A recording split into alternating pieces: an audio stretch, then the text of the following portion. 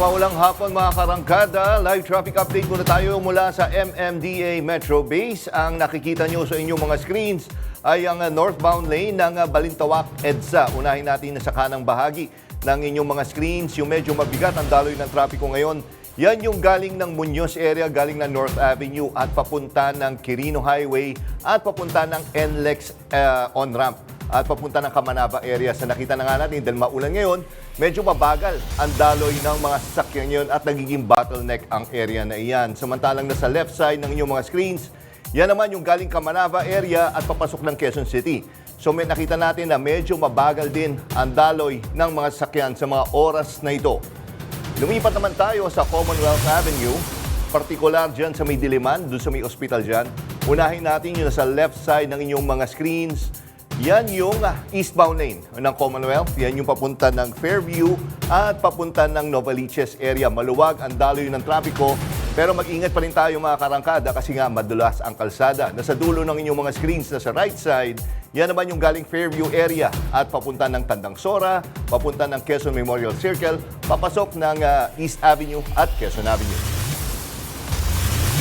July 21, 2025, Lunes. Wala nang bagyo pero tuloy-tuloy pa rin ang mga pag-ulan dahil sa habagat.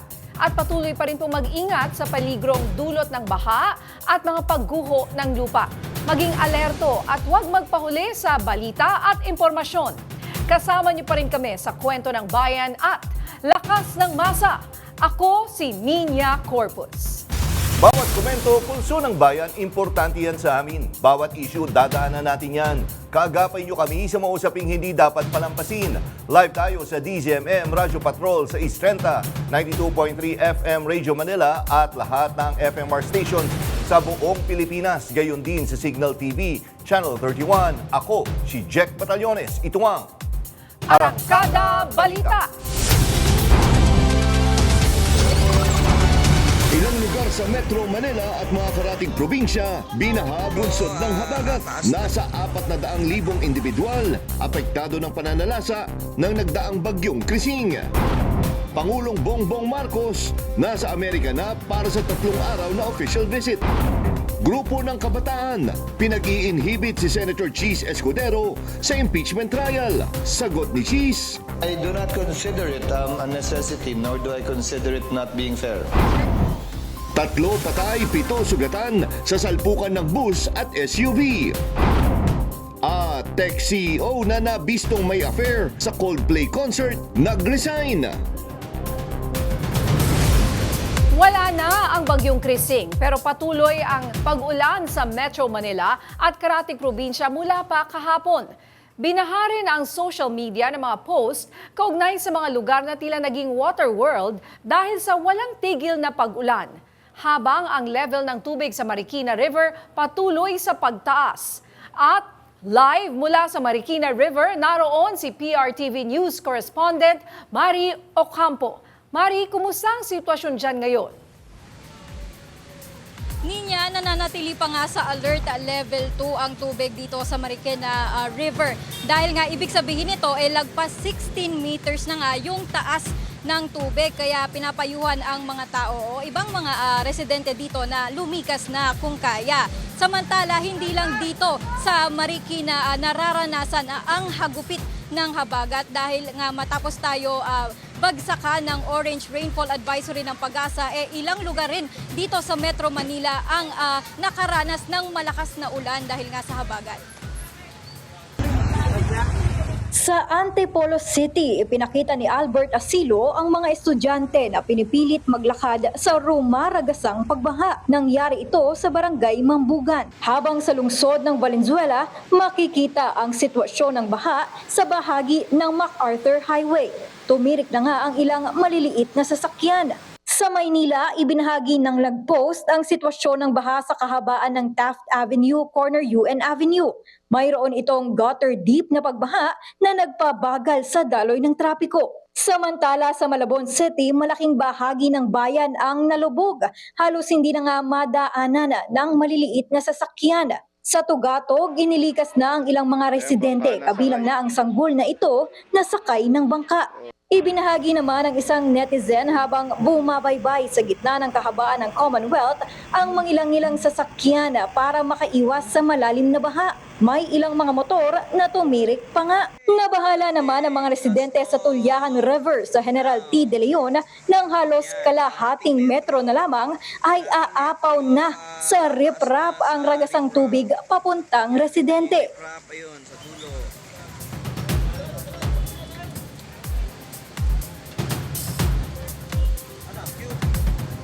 Ninya, nandito nga tayo ngayon sa may IVC banda sa Marikina City. Pero makikita natin sa likod natin, nasa halos 15 meters pa lang yung tubig. Ang lason kasi niyan, ang talagang binabantayan ng mga taga Marikina LGU, itong level ng tubig sa may Santo Niño. Ito yung mababa o mabilis pala na taasan ng tubig dahil mababaw lang yung ilog na parte ng ilog na yon kung ikukumpara dito sa may IBC. Dito kasi banda medyo mataas-taas pa raw. Pero sa tapat natin isang mall yung banda din doon medyo mababa na. Kaya ang tubig din doon ay hindi pantay dito sa may banda natin. Kaya ayun muna ang tinututukan ng mga taga Marikina LGU. Ninya? Oo nga, hindi nga pantay. Kita nga namin nasa parang 15, tapos yung isa nasa 17. So, kailan siya itataas sa third alarm? Nakita ko doon 18 Oo, 18. Oo, pero paano yan? Paano kung hindi pantay? Ano yung susundin? Ano yung susundin? At paano ba malalaman yung alarm system dyan sa Marikina? Ninya, kaya palang ang pinakatinututukan talaga ng mga taga Marikina LGU yung may mababaw na parte. So ito yung pagbabasihan ng mga taga LGU dito, which is yung Santo Niño nga na nasa halos papalo na nga ng 17 meters. Kaya nakasubaybay rin tayo ngayon kung papalo nga ba ito ng 17 dahil sa huling tala nga sa Marikina PIO nasa 16.6 meters na nga. Onti na lang papasok na nga sa ikatlong alarma. So itong mga alarma na sinasabi natin, meron tayong tatlo dito dyan sa Marikina River. Ang una, yung first alarm is nasa 15 meters pa lang ang tubig. Ibig sabihin nito, pinapayuhan lang ang mga residente na maging alerto sa kanilang mga bahay-bahay at magbantay kung patuloy na tataas ang tubig. Kapag tumaas naman na ang tubig, papalo na ito sa second alarm. Nandito, halos tataas na nga nasa 16 na ang tubig. Kaya ibig sabihin nito, may mga pinapayuhang residente na lumikas na. Kapag patuloy pa na tumaas ang tubig, papalo na ito sa third alarm. Ibig sabihin nito, wala nang usap-usap, kailangan na talaga na mag-evacuate itong mga residente. Ninya?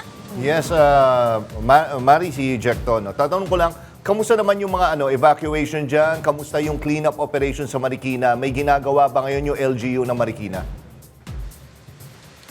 Jack, medyo malayo tayo ngayon sa evacuation center pero ayon nga sa mga otoridad, ang evacuation center daw kapag tumaas ang level ng Marikina River dito sa may Santa Elena, kung saan kanina nga nagsagawa ng ikot-ikot itong si Marikina Mayor Maan Chodoro, kung saan nakita nga niya na kung bakit napakataas ng baha sa lugar na iyon dahil nga sa mga basura.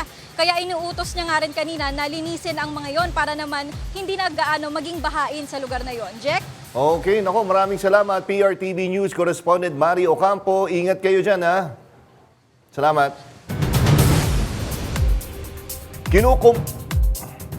Kinukumpirma ng Office of Civil Defense ang tatlong naulat na namatay sa pananalasa ng bagyong Krising at Habagat.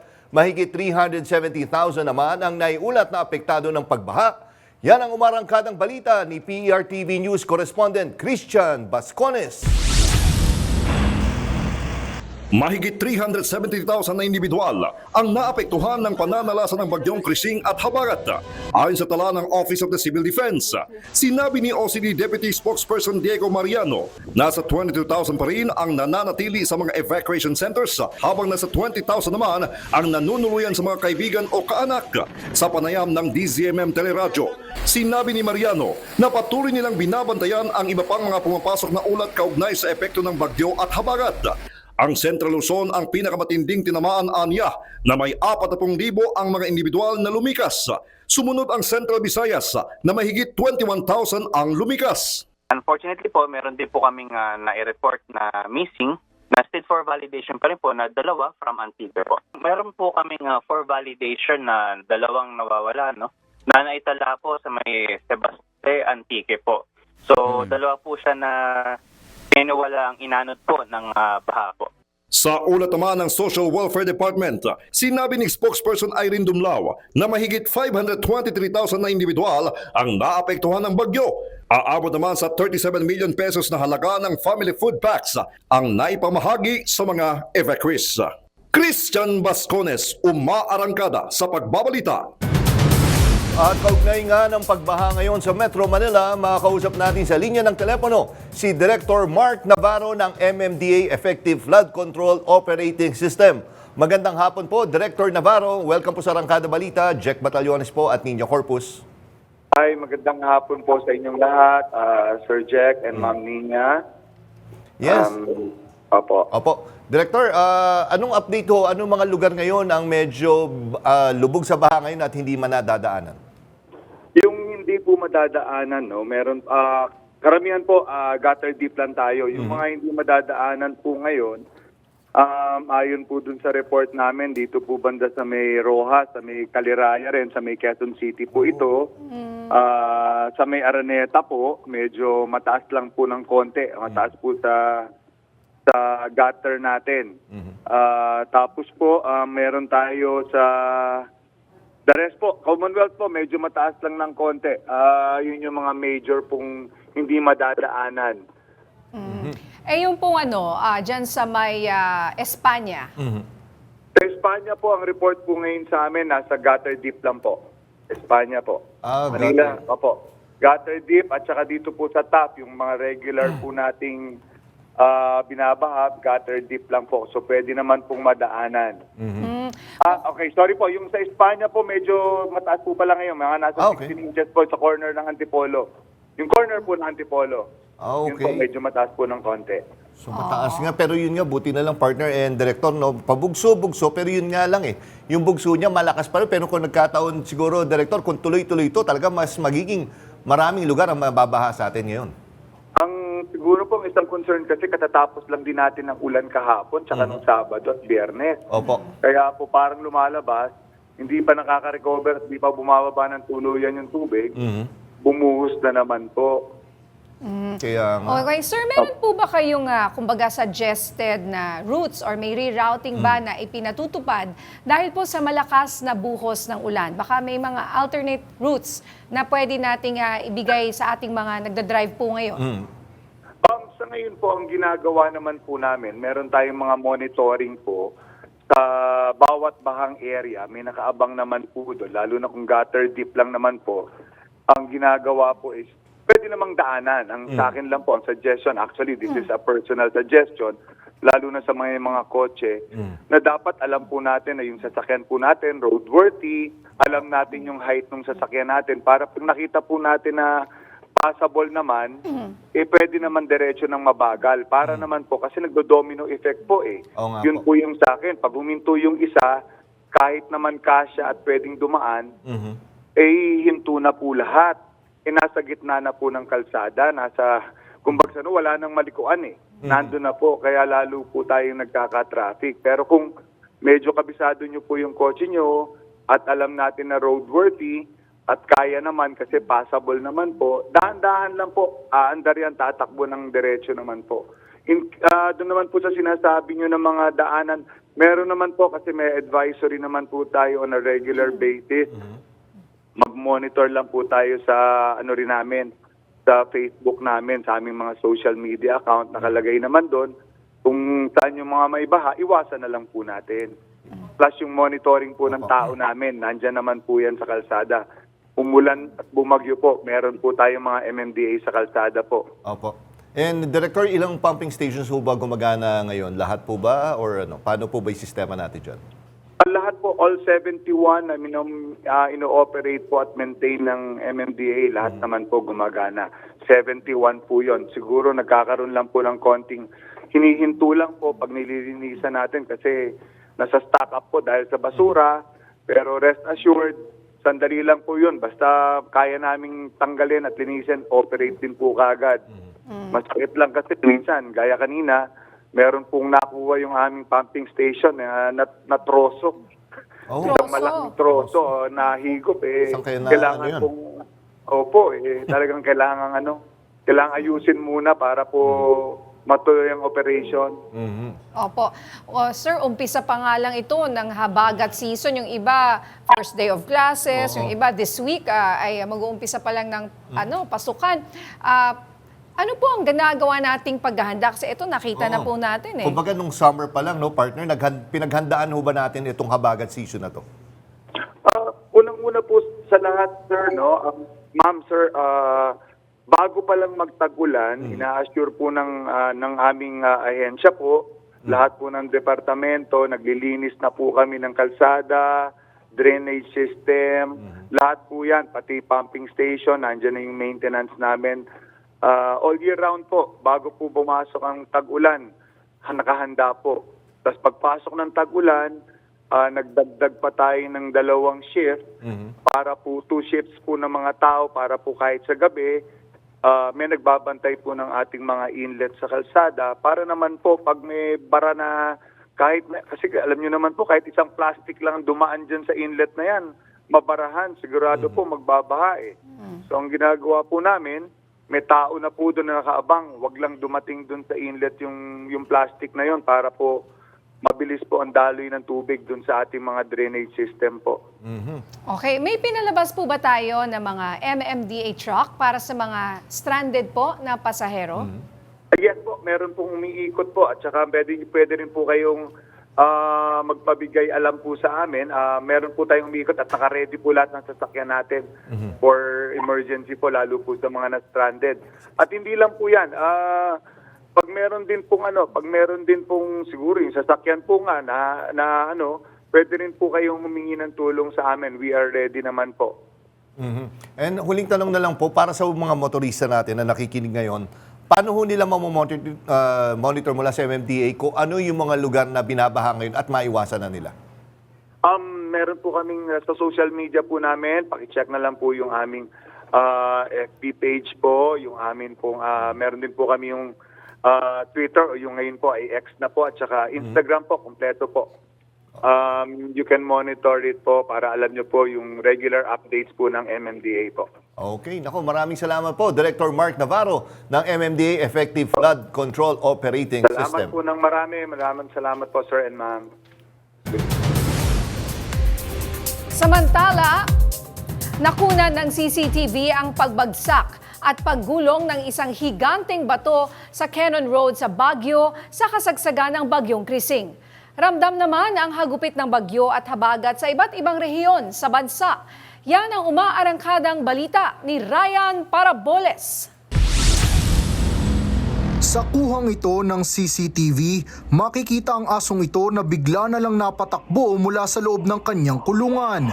Ayun pala, bigla na lang bumagsak at gumulong ang isang higanting bato.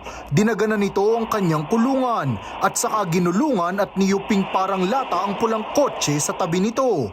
Nanggaling pala ang bato sa bundok na gumulong sa Camp 7 Cannon Road pasado 1:00 ng hapon nung Sabado sa kasagsagan ng Bagyong Krising at habagat. Ayon sa Baguio City Disaster Risk Reduction and Management, kabilang sa mga nadaganan ng bato ang isang bahay pero nauna nang lumikas ang pamilyang nakatira dito. Pero ang kawawang asong naiwan sa kanyang kulungan namatay sa insidente.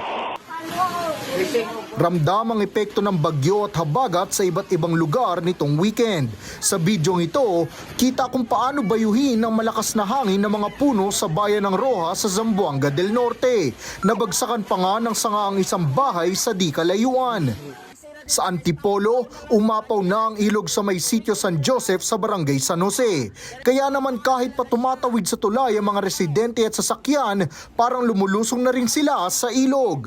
Ang ilang residenteng nakamotorsiklo, nagpapatulong na lang para buhatin ang kanilang sasakyan para itawid sa tulay. Nagmistulang waterfalls na rin ang tulay dahil sa pag-agos ng tubig dito. Sa bayan ng Sebaste sa Antique, hindi nagpapigil ang Quick Response Team ng Department of Social Welfare and Development Regional Field Office 6. Sa kabila ng Burwangan River, matapang silang sumulong para lang maghatid ng tulong sa mga apektado ng bagyo sa isang liblib na lugar sa bayan. Bitbit ang kanilang sapatos, mga gamit at ang ayuda, nilabanan nila ang agos para makarating lang sa kabilang pampang. Bago pa man dumating ang DSWD, nakuna na ng mga residente ang pag-apaw ng ilog na halos umabot na sa kalsada. Dito rin sa Sebaste, nakuna ng epekto ng landslide na tumabon sa 4 na bahay sa barangay Abiera. Kita sa video na halos bubong na lang ang nakalitaw sa isa sa mga bahay, habang tinangay naman ng lupa ang bubungan ng isa pang bahay. Sa Cabancalan City, Negros Occidental, umapaw ang Hilabangan River. Hindi nakaligtas sa mga bahay sa tabi ng ilog. Lubog halos ang unang palapag ng mga tahanan. Buwis buhay naman ang ilang residente sa sitio Danlog sa bayan ng San Jose sa Occidental Mindoro. Sa lakas kasi ng agos sa ilog na ito, gumawa na sila ng paraan para lang makatawid. Isang zipline. Gamit ang bakal na kable at isang makeshift na cable car, buong tapang silang tumawid sa ibabaw ng rumaragasang tubig. Ang ilan sa kanila, may mga dala pang sako at iba pang kargamento. Nagtulong-tulong naman ang mga residente sa magkabilang pampang para hilahin ng cable car. Ryan Parabole, sumarangkada sa pagbabalita. Kasunod ng patuloy na buhos na malakas na ulan at kaliwat ka ng pagbaha, agad na sinuspinde ng Malacanang ang pasok sa mga tanggapan ng gobyerno at lahat ng antas ng klase. Sakop nito na ang Metro Manila, Cavite, Rizal, Batangas, Laguna, Bulacan, Pampanga, Zambales at Bataan. Nagsimula ito kaninang 1:00 ng hapon sa bisa ng Memorandum Circular No. 88 na pirmado ni Executive Secretary Lucas Bersamin. Ipinag-utos ang suspensyon dahil sa tuloy-tuloy na pag-ulan na dulot ng habagat. Pero tuloy ang trabaho para sa mga ahensyang naghahatid ng mahahalagang serbisyo tulad ng kalusugan, disaster response at iba pang vital operations. Ipinauubaya naman ang suspensyon ng trabaho sa mga pribadong kumpanya at opisina. Nagsuspindi na ng klase ang ilang lugar dahil pa rin sa halos walang tigil na ulan. As of 4:45 ng hapon, inanunsyo na ng walang pasok ang lahat ng antas sa Alfonso at Bailen o General Emilio Aguinaldo sa Cavite, sa lalawigan ng Laguna, Calaca, Calatagan at Lipa sa Batangas. Gayon din sa Marikina City, Montalban, Rizal at Malolos, Bulacan. Sa public at private schools po yan. Suspendido ang klase hanggang senior high naman sa Santo Tomas, Pampanga at Calasiao, Pangasinan.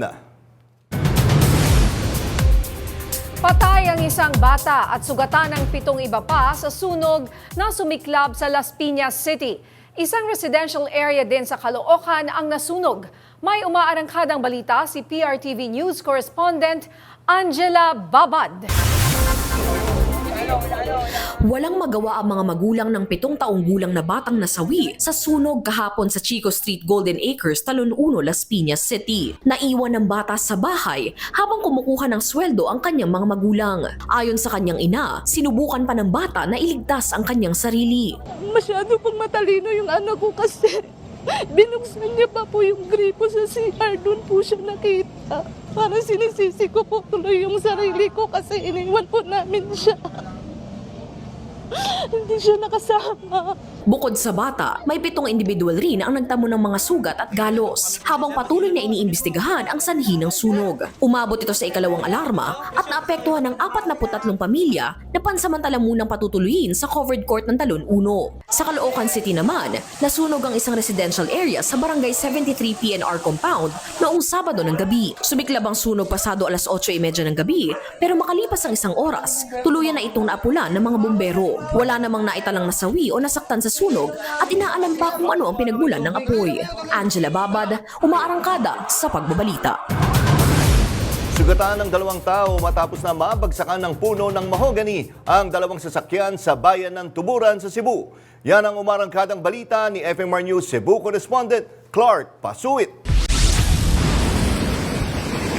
Kita sa video na malakas ang hampas ng hangin habang paparating ang sasakyang ito nang bigla na lamang matumba ang puno ng mahogany at mabagsakan ang multicab. Bukod sa multicab, natumbahan din ng puno ang kasalubong nitong ambulansya. Sugatan sa insidente ang 2 tao na agad namang dinala sa ospital. Nagdulot din ng traffic ang natumbang puno sa lugar. Nagtulong-tulong naman ang mga residente sa pagputol ng puno para madaanan muli ang kalye. Clark Pasuit, umaarangkada sa pagbabalita. 4 ang patay sa magkahiwalay na disgrasya sa kalsada sa Isabela at Laguna. Yan ang umaarangkadang balita ni Ryan Paraboles. Sa pool sa CCTV ang pag-araro ng truck na ito sa 2 pampasaherong van sa National Road sa Aurora, Isabela madaling araw nitong Sabado. Sa lakas ng impact, wasak ang 2 van. Patay ang driver ng truck at 7 iba pang pasahero. Isang pasahero pa ang comatose sa ngayon habang 2 ang sugatan. Ayon sa investigasyon, patungo sanang Santiago City ang truck nang lumihis ito sa kabilang linya. Diyan niya na sinalpok ang kasalubong na 2 van. Patuloy na iniimbestigahan ng insidente. Posibleng maharap sa patong-patong na reklamo ang truck driver. 3 naman ang patay habang 7 ang sugatan sa salpukan ng bus at SUV sa San Pablo City, Laguna. Ayon sa investigasyon, galing umano sa Soledad Santissimo Road ang SUV at hindi huminto sa intersection dahilan para mabangga ng kasalubong na bus na patungong Metro Manila mula Tagkawayan, Quezon. Ayon naman sa pulisya, sira ang traffic light sa nasabing intersection. Sa lakas ng banggaan, tumaob ang SUV saka bumangga ang parehong sasakyan sa isang bakal na gate at waterline. Iniimbestigahan pa ang insidente. Ryan Paraboles, sumarangkada sa pagbabalita. Sugatan ng magbiyenan matapos na barilin sa kanilang bahay sa Carigara, Leyte. Yan ang umarangkadang balita ni FMR News Tacloban correspondent Dan Kirk Requies. Nagtamo ng tama ng bala sa dibdib ang 43 anyos na si Elias Quintoy habang sa kamay naman ang tama ng 60 taong gulang na biyenan niyang si Elias din. Batay sa investigasyon ng Carigara MPS, nakahiga sa duyan si Elias Quintoy ng barilina nang hindi pa natutukoy na salarin sa barangay Hiloktugan, Carigara, Leyte. Tumagos ang bala at tumama sa kamay ng biyenan niyang si Den na nagkataong nakaupo sa tabi niya. Isinugod sa ospital ang mga biktima para mabigyan ng pangunang lunas. Sa ngayon sir, mayroon tayo sir tinitingnan na na persons of interest. Hindi muna natin i-reveal yung kuan.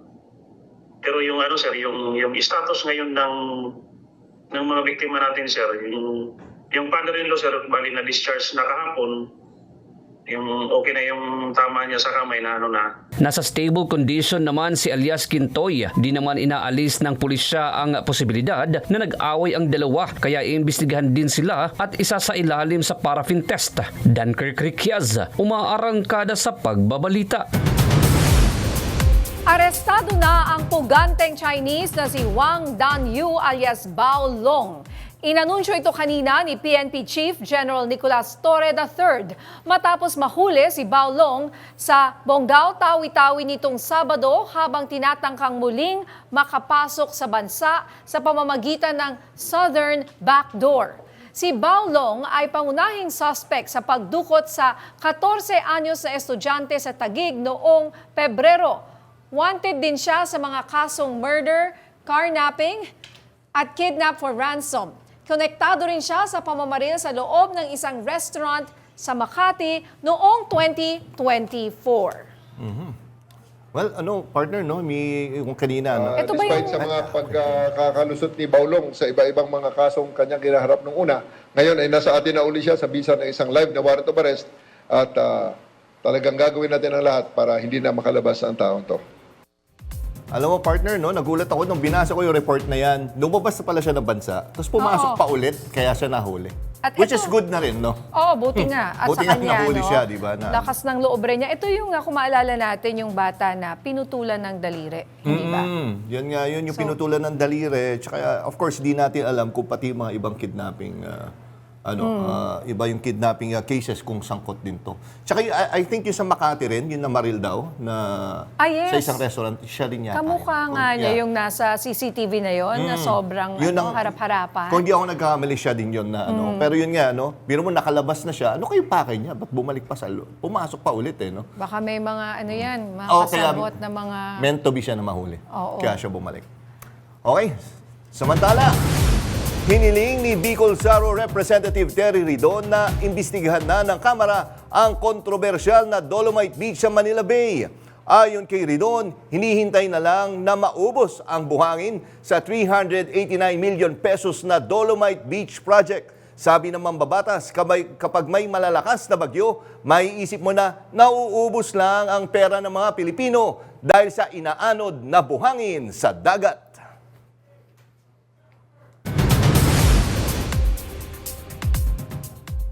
Kaugnay niyan, makakausap natin via Zoom si Bicol Saro Representative Terry Ridon. Magandang hapon, Congressman Ridon. Ay, magandang hapon. Maraming salamat sa pag-imbita. Congressman, ano po ang nagtulak sa inyo para magsumite ng House Resolution na tututok sa issue ng Dolomite Beach at pagbaha dyan po sa Taft Avenue? Well, alam po ninyo, ang pinagsimulan po talaga nito, yung binabanggit po ng MMDA, Metro Manila Development Authority, na isa po sa sanhi nito pong pagbaha ay yung pong pagsasara ng tatlo pong drainage outfalls as a result nito pong Dolomite Beach Project. So, very important na malaman talaga natin. Akala ko ba ang pangako nito pong Dolomite Beach Project ay mape-prevent ito pong coastal flooding? Paano naman po nangyari na yung pangako na i-prevent yung pong coastal flooding naging sanhi bigla nito pong flooding po dito sa mga kalapit areas po sa city po of Manila. So, very important po na talagang masiyasat po natin sino ho yung nag-propose po nitong project na ito, talaga hubang tama ang presyo nito, at panghuli, ano ba yung actual impact nito pong proyektong ito sa talaga naman po mandamos ng Supreme Court na linisin po yung Manila Bay. Pero as far as we're concerned, parang wala hong actual impact sa paglilinis po ng tubig. Ito po pagkakaroon po ng Dolomite Beach dito po sa Rojas Boulevard. Yes, actually, Congressman and partner, noon pa lang, nung binuksan yung mga committee, kala ko talaga, isa to sa iimbestigahan, itong Dolomite Beach, kasi talaga noon pa lang Alam mo, Congressman and partner, tawag ko nga dito, isang malaking at magastos na photo booth. Dahil hindi ka naman pwede lumagay doon, di ba? Parang photo op lang yan di ba, Congressman? Hindi naman siya talaga, as in pasyalan lang, picture ka lang doon, na white sand kuno. Tama po ba? Tama po yun. At kung maalala po natin, ang talaga po mga paliwanag na lang po talaga ng nagdaang gobyerno rito, ay para sa mental health ng mga Pilipino. Kasi nga talagang ipit na ipit po sila noon. At hanggang ngayon, nakita na natin na talaga po walang ambag. Ito pong Dolomite Beach, una, sa pag-prevent ng baha, ang nangyari pa nga, nagdudulot ng baha ngayon dyan po sa syudad po ng Maynila. Pangalawa, yung pong mandato po ng Korte Suprema na linisin ng tubig nito po Manila Bay, hindi naman po nito nagampanan. Actually, walang epekto. Actually, yung pong 389 million, sana ginamit na lang nila. Dito po sa pagtatayo po ng dagdag po mga sewage treatment plants, dito po sa mga binarahan po ng mga drainage outfalls ng of Manila towards Manila Bay. At sinasabi nyo nga rin, Kong, na ang proyektong ito ay hindi bahagi ng NEDA-approved Manila Bay Rehabilitation Master Plan. So ano po ang implikasyon nito sa legalidad at pondo ng proyekto? Alam po ninyo, katulad po ng binanggit ko, malinaw na malinaw, meron pong graph dito, meron pong aktual na mapapanagot po dito po sa investigasyon po na ito. Kasi nga una, bakit pinilit po yung proyekto na ito, ginawang line item sa 2020 budget, hindi naman pala kasama sa master plan. Pangalawa, nakita ho natin, ayan na nga, ang promise na pipigil sa pagbaha, nagdudulot po ng pagbaha. So basically, ang nakalagay sa atin pong graft laws, pagka po grossly disadvantageous to government po ito, dapat may makasuhan. So, at the very least, graft po ang pinag-uusapan natin sa lahat ng sangkot ng mga opisyal. Nag-originate, nag-implement po ng programa pong ito sa level po ng DNR. Okay, wait. Sino yan? Mga yan. Okay, sino ang dapat managot? Can you name names? Well, alam po ninyo, aantayin po natin yung kabuang investigasyon. Pero, syempre, ang mayor po talaga na dapat maitanong dito, yung mga nagdaang liderato nito po Department of Environment and Natural Resources. So at the level po ng secretary, syempre matatanong po sila. At the level po ng undersecretary, matatanong po sila. Kasi kung maalala po ninyo, ilan pong mga opisyal po ng DNR talaga hong mahigpit yung kanila pong paninindigan that this is above board and that there is nothing to fear with the Dolomite Beach project. Who are these DNR officials, the former DNR secretary? Well, ang secretary po nito, nung panahon po nito, yung nagsabi na there is a battle for Manila Bay. Former DNR Secretary Roy Simato. So we will invite him. Yung po tagapagsalita ng DNR, nung panahon po na yon, nagsabi ho na wash in, wash out. Naku. Naku, ang problema sa signal siya. Pero Nako, Congressman Terry, dali. try Medyo namin pangit, kayong no? tawagan Pero- ulit kasi choppy na ho kayo. Pero to give you doon sa tanong mo, no, noong time na yun, kino-cover ko yan Ikaw na pala, Dolomite. nagko-cover. Ayan oo. pala, alam na alam Nung mo. kino-cover ko yan Oh. noon, ang DNR Secretary noon ay si Sir Roy Simato, and ang tagapagsalita na lagi ko na-interview noon ay si Benny Antiporda. Sila yung dating point person pag na-interview. Pero yun nga, sinasabi nila is very proud sila doon sa project na, tingnan nyo, ayaw nyo ba ng ganito? Ang rason pa nga okay, nandiyan na yata si Sir. Andito na tayo ulit. Opo, Congressman. Ayun na nga, katulad na binanggit ko, yung matataas pong opisyal na sangkot talaga dyan nung panahon po na, siyempre, sina former Secretary Simato, Environment Undersecretary Antiporda, lahat po ng Undersecretaries and Assistant Secretaries po ng Planning, saka po ng Legal. No? Kasi gusto nating malaman sino ho yung nagpilit po na ilagay po sa line item ng 2020 budget ang isa po nga proyekto na hindi po kasama sa NEDA Master Plan ng Manila Bay Rehabilitation. Doon pa lang ho, I think dapat may pangalan na ho silang mabanggit. Yes. Kasi hindi naman ho lumabas ng parang bulalang bigla sa national budget ho ito, hindi ho ba? Oo nga. And Congressman, doon sa budget na yan, para dito, kasama ba doon yung pag-replenish? Kasi partner nga dahil kino-cover ko to noon. Di ba tama po ba, Congressman, nire-replenish to? Pag nauubos yung buhangin, kumukuha tayo sa probinsya, ibig mo, inaangkat pa natin yung So, ganun. iba pa ba yun? Doon sa Oo. 389 million? Kasama yun sa Kasama. gastos. Hindi, alam po ninyo, I think as far as 2021, 2022, nagsabi na po yung Environment Department na hindi na ho nila pupondahan ito. Ibig sabihin, tapos na ho yung replenishment aspect. No? So, I think it is one and done. Kumbaga, kung ano ho yung nagastos na 389 million, yun na po yun. So, paano kung nauubos tong puting buhangin na to? Anong gagawin po nila? Di wala na. Yun nga ho yung talaga ho nga Sayang sinasabi lang. natin from the get-go. Sayang lang, umpisa pa lang inanod na yung proyekto. 389. Para naman tayo nagtatapon ho ng pera kada bagyo. Hindi ho ba? Hindi na nagtayo tayo ng sewage treatment plants na talagang pangmatagalan, lilinisin ho yung tubig, lilinisin ho yung maduming basura, no? Pinilit pa rin ho nila. Ito po nga po ito para sa paglalatag lang po ng buhangin sa Manila. At sabi niyo po, cost rin po ito ng mga pagbaha. Ano pong ebidensyang magpapatunay na ang proyektong ito ay may direktang kaugnayan sa pagbaha dyan po sa lugar, dyan sa Taft Avenue? Well, hindi ako nagsabi nun po. MMDA po mismo nagsabi na as a result of the Dolomite Beach project, which closed 3 major drainage outfalls in the city of Manila, kumbaga na-imbudo po into a singular sewage treatment plant. But to be fair, mahalaga yung sewage treatment plant para linisin po yung madumi pong tubig.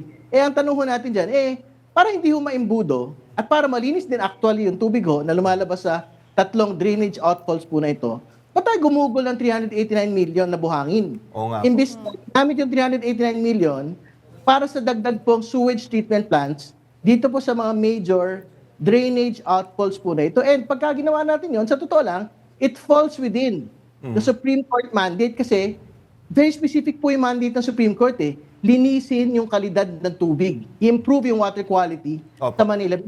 Tanong sa kanila pagdating po ng hearing, yan bang Dolomite Beach project po ninyo, nakatulong ba yan sa paglinis ng tubig? Ang sagot doon sigurado ako, hindi. Okay, naku, maraming salamat po, Congressman Ridon. Sabi ko, matagal ko na initay ko kailan maimbestigan to. Ang tabayanan po namin na maging resulta po ng inyong pag-aaral po dyan. Maraming salamat po. Ingat po kayo. Maraming salamat. Magandang hapon. Sumugod ang ilang kabataan para hilingin na mag-inhibit si Senate President Francis Escudero sa impeachment trial. Pero para kay Escudero, hindi ito nararapat gawin. Yan ang umaarangkadang balita ni PRTV News correspondent Zandro Ochona. Hindi nagpatinag sa buhos ng ulan ng ilang kabataan at sumugod pa rin sa Senado para hilingin na mag-inhibit si Senate President Cheese Escudero. Idinaan nila ito sa pagbibigay ng sulat para kay Escudero. Nagsabit din sila ng mga pulang laso sa labas ng Senado na may nakasulat na Cheese Inhibit. Git pa nila, dapat panagutin si Vice President Sara Duterte. We believe that the inhibition of Senator Escudero is beyond yung kwentahan ng boto kung impeach or not impeach. Ang goal natin ngayon is accountability. Ang goal natin ngayon is legitimacy of the constitutional process. And if that is the case, the buck stops at Senate President Escudero. Pero si Escudero, ipinagkibit balikat lang ito at nanindigang hindi magbibitiw. I do not consider it a necessity, nor do I consider it not being fair. Dagdag pa niya, malinaw na pabor ang mga nagrally at klaro rin daw na ayaw nila sa pangalawang Pangulo. Gagawin namin kung anong tingin namin tama at naayon sa batas. At hindi ba sapat na sa ngayon, kinatigan ng Korte Suprema ang ilan sa posisyon ng Kamara, ng Senado. Out of the 11 questions of the Supreme Court, 5 of those were questions of the Senate itself to the House of Representatives. Ayon pa kay Escudero, hindi pa matiyak na sa August 4 na magsisimula ang impeachment trial ng pangalawang Pangulo dahil pagbobotohan pa ito ng mayorya. Yun yung imumungkahi ko. Bakit yun ang petsang yun? Dahil kailangan bigyan ng notice yung mga partido. Hindi naman pwedeng naisipan lang ng majority ng Senado, pag open ng Senado, bukas na bukas din. Kailangan may sapat na panahon para mabigyan ng notice yung mga partido. Kailangan ding pagbotohan kung may jurisdiksyon ang 20th Congress para magsagawa ng impeachment trial mula sa 19th Congress. May mga miyembro nagsabi ng i-raise nila yan. So, antabayan na natin kung mangyayari nga yan at kung mangyayari man pagbobotohan ng plenarya. Para sa akin, tumawid yan. Tatawid at tumawid yan. Sabi ko na yan noon. Pero, posisyon ko yon. Iba ang posisyon marahil o magiging posisyon ng mayoriya ng Senado. Wala naman ako sa lugar sabihing mali ang majority o anong gagawin ng majority. The Senate is a deliberative body and we settle everything by a vote. Isang linggo bago ang nakatakdang pagbubukas ng sesyon ng Kamara at Senado, binuksan na ang legacy wall ng mga senador para sa 20th Congress. At sa unang linggo, tila hindi nila prioridad ang agarang pag-convene bilang isang impeachment court. Zandro Ochona, umaarangkada sa pagbabalita. Sa aming pagbabalik, katutubo inabutan ng panganganak sa kalsada sa kasagsagan ng matinding ulan.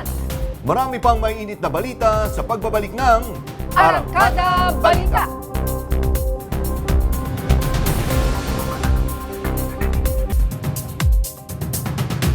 Mga karangkada, silipin natin ulit yung water level dyan sa Marikina River. Ito muna yung sa Santo Niño. Yung sinasabi nga kanina, partner, magkaiba pala yung level niyan. Depende sa lugar. Dito sa Santo Niño, yung water level nila ay nasa 17 na. So, 1 metro na lang. Pagdating ng 18 ay magta-third alarm na yan. So, yun nga, 17 meters dyan sa may Santo Niño. Samantala, silipin naman natin dun sa may Marcos Highway. Dyan, kung pagbabasihan natin sa may Marcos Highway, hindi pa siya sumasampa sa 16, kung hindi, yes, oo. Parang nasa kalahati pa lang siya, parang nasa 15.5 pa lang siya, no? So, iba yung level nito kumpara doon sa Santo Niño. Santo Niño medyo mataas na, nasa 17 na. So, ito, ang paliwanag ay mas malalim. So, ito ay nandun pa rin lang. Pero just the same, sinasabi nasa second alarm na ang level, water level sa Marikina River. Sa kapapasok lang na balita, inaprubahan na ng Malacanang ang suspensyon ng klase at government work bukas, July 22, 2025 sa mga lugar na ito base sa rekomendasyon ng Office of Civil Defense. Sa Metro Manila, Zambales, Bataan, Pampanga, Bulacan, Cavite, Batangas, Rizal, Pangasinan, Tarlac at Occidental Mindoro. Nanawagan ng mga dating leader ng Quad Committee ng Kamara na muling buuin ang makapangyarihang panel sa 20th Congress. Ayon sa kanila, hindi dapat basta-bastang isang tabi ang mga investigasyon sa extrajudicial killings, Chinese-linked syndicates at katiwalian sa gobyerno. May report si Cherubim Ganaden. so that he will be able to give us. Binubuo ang Quad Committee ng mga komite sa dangerous drugs, public order and safety, human rights at public accounts. Sa mga pagdinig ng 19th Congress, lumabas ang koneksyon ng offshore gaming hubs, extrajudicial killings at high-level corruption sa gobyerno.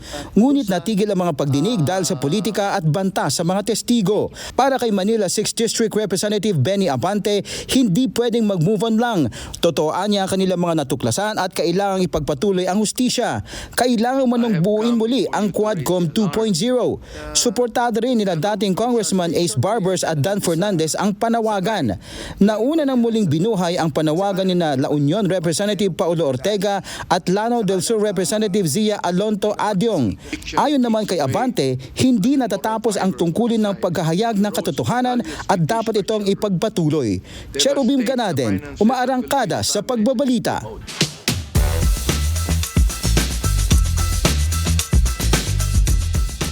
At para pag-usapan ang muling pagbabalik ng Quadcom 2.0, makakasama natin live via Zoom si Manila 6th District Representative Bienvenido Benny Abante. Isang maulang gabi po, Congressman Abante. Sana nasa ligtas kayong lugar. Welcome po ulit sa Arangkada Balita. Maulang gabi po sa inyo. Magandang gabi ho. Yes, Congressman Abante, ano po yung pinakamatimbang na dahilan kung bakit kailangan muling buuin ang Quad Committee ngayong 20th Congress? Marami pang dapat na pag-usapan dyan eh. In fact, hindi pa natatapos talaga yan. Although meron ng ilang mga bills na aming na-draft na i-refile na naman namin ngayon, no? Pero alam mo naman yung Quadcom, tatlong bagay ang pinag-uusapan dyan, ang POGO, ang EJK at ang drug war. Makikita po naman natin na nabuwag namin yung malalaking mga POGO hub sa Pampanga, sa Tarlac, Pero meron pang 10,000 POGO na mga madiliit na nagkalat po sa buong Pilipinas na hanggang ngayon ay hindi po nalalaman, hindi nahuhuli.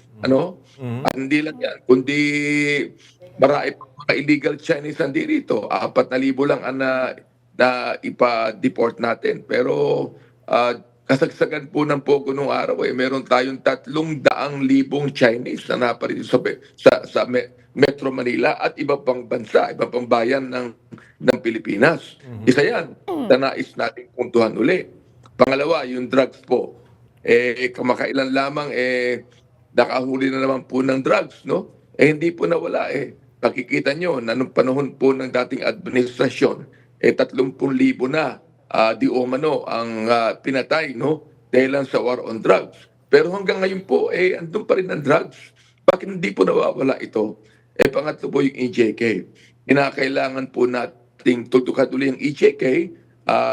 Kasama na po dyan yung missing sa Bungero. Sapagkat ito po ay talagang human rights violation po ito. Sa mga imbestigasyon po ninyo noong 19th Congress, lumabas ang koneksyon ng offshore gaming hubs, EJKs at corruption. Sa inyong pananaw, gaano po kalalim yung koneksyon nitong mga ito? Napakalawak niya. Nakikita nyo na inuli-uli itong si Tony Yang, no? Dahil sa isang kaso niya, napakarami niyang alias.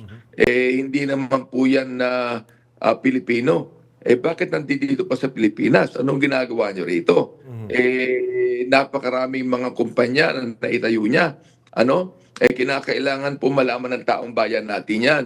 Bakit namamayagpag itong mga hindi mga Pilipino sa ating bansa? At sila po ang nangunguna pag pinag-uusapan po yung drugs, pag pinag-uusapan ng POGO, pag pinag-uusapan po yung ilang mga tugal, nangunguna pa sila dyan.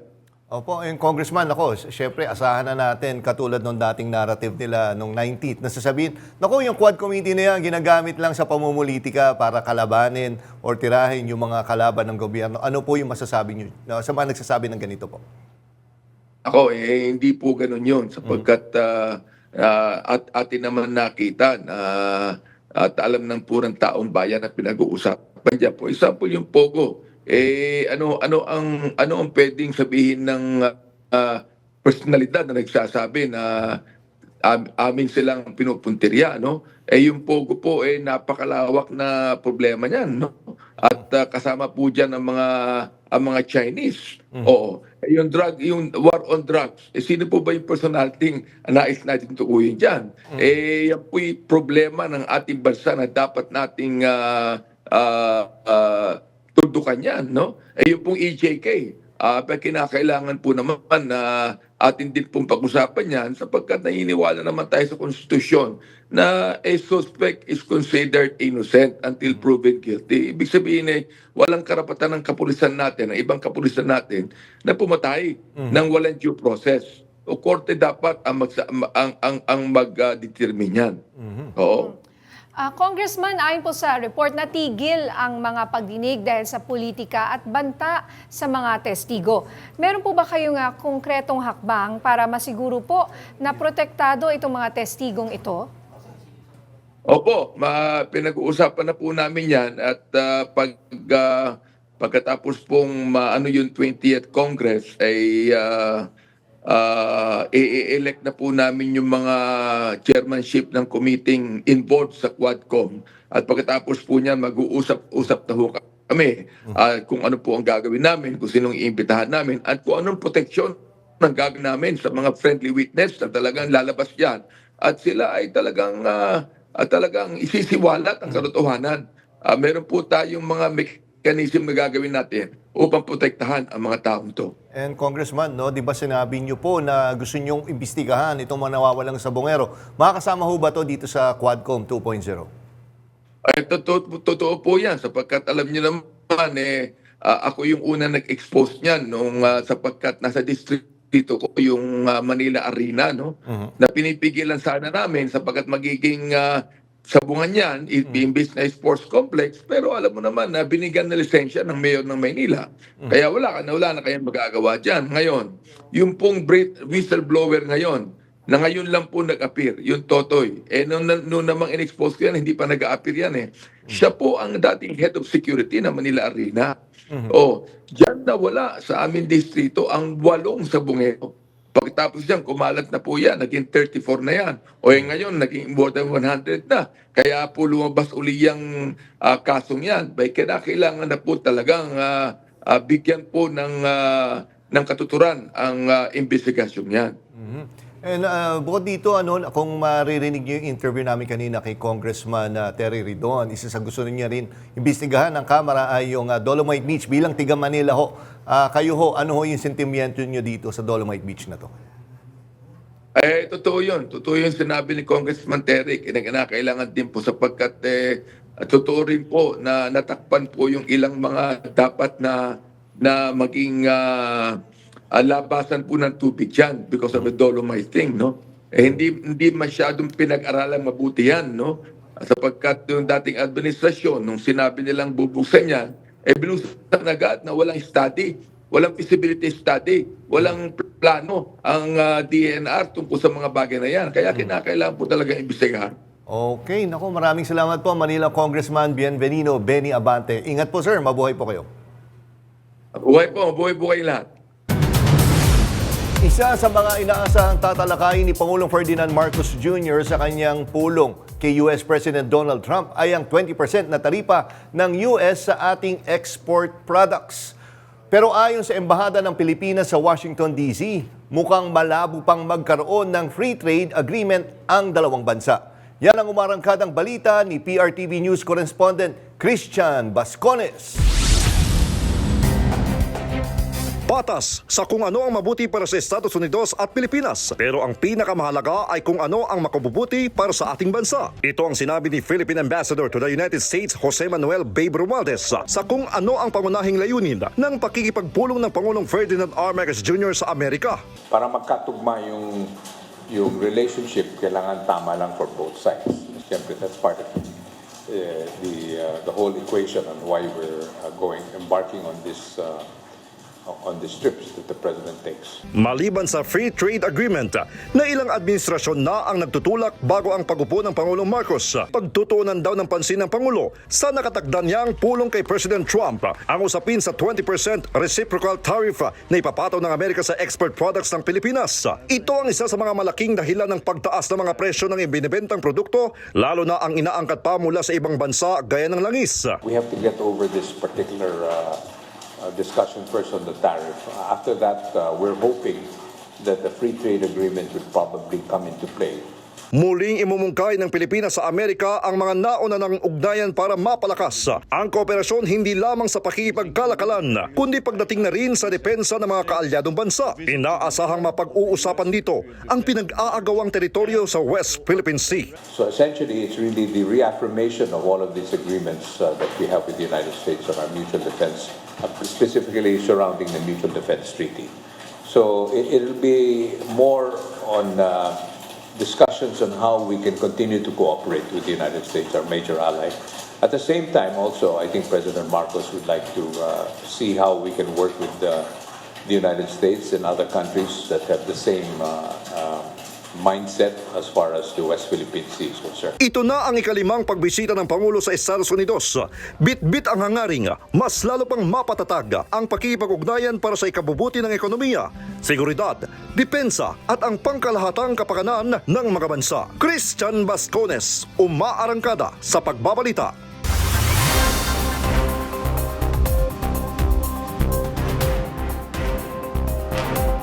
Nag-resign na ang astronomer CEO na si Andy Byron matapos masangkot sa iskandalo kasama ang co-executive niya sa software development company. Yan ang report ni DJ Mama Mia. Naging mitya nga ng corporate scandal ang viral kiss cam video na yan sa concert ng Coldplay sa Boston. Matapos mahagip ang CEO na si Andy Byron habang kayakap ang kanilang HR chief na si Christine Cabot. Ayon sa mga report, married with kids si Byron habang divorced naman si Cabot. Sa kanilang LinkedIn post, kinumpirma ng astronomer na nagbitiw na bilang CEO ng kumpanya si Byron. Kasalukuyan ding naghahanap ang kumpanya ng ipapalit sa nabakanting pwesto ni Byron. Ako po si DJ Mama Mia ng FM Radio Manila, umaarangkada sa pagbabalita. Kaya yung sumunod na concert, sinabi niya, nag-warning siya, yung mga may camera kami ha. Yung mga hindi pa nagme-makeup, mag-makeup na, baka makunang kayo. Di ba? Tsaka yung maganda yung mas mahabang video. Biglang, pagtapos niya i-focus dyan, may pinocus siya dalawang couple. Sinabi niya, may isa pang couple. Sabi, legit ba kayong couple? Di ba? I mean, meron na dapat section na for legit, ano yun, and hindi legit. Magsuot na lang kayo ng maskara next time. Wag na kayo manood kasi. Oo, wag na kayo tumayo pag may camera nga. Wag kayo mag-andami, wag kayo magyakapan. Oo. At yan ang mga balitang umarangkada ngayong araw. Ako si Nina Corpus. Ang malupit doon, di natin sila maging loyal. Yun dapat binigay natin. Yun naman talaga. At ako si Jack Batallones para hindi mahuli sa usapan. Kapit lang hanggang sa susunod na Arangkada Balita.